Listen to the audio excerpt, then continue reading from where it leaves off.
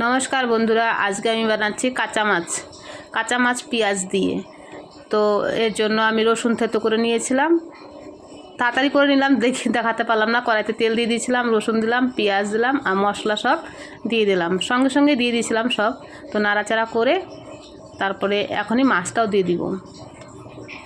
তো এই মাছটাকে আমি আগেই আধা ঘন্টা আগে তেল লবণ আর হলুদ দিয়ে মেখে রেখেছিলাম আধা ঘন্টা আগে। তো মাছটাকে ধুয়ে ওর মধ্যে দিয়ে ঢেকে রাখলাম।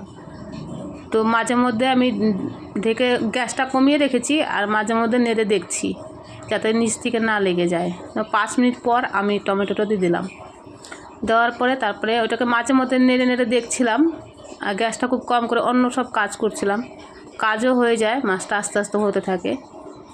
তবু 20 মিনিটের মতো টাইম লাগে মাছটা হতে। তো আমি 2 পিস মাছই এখানে রান্না করছিলাম, জ্যান্ত মাছ ছিল। এমনি কাতলা মাছেরও হয় এরকম। খেয়ে দেখবেন, সবসময় ভাজা মাছের ঝোল তো আর ভালো লাগে না, একটু অন্যরকম রান্না করে খেয়ে দেখবেন কেমন লাগে। এটা তো আমার কাছে তো খুব ভালো লাগে। তো ধনেপাতাটা দিয়ে দিলাম, হয়ে গেছে আমার মাছটা। ধনেপাতা দিয়ে দিলাম, বাস। তো গ্যাসটা নিভিয়ে দিলাম।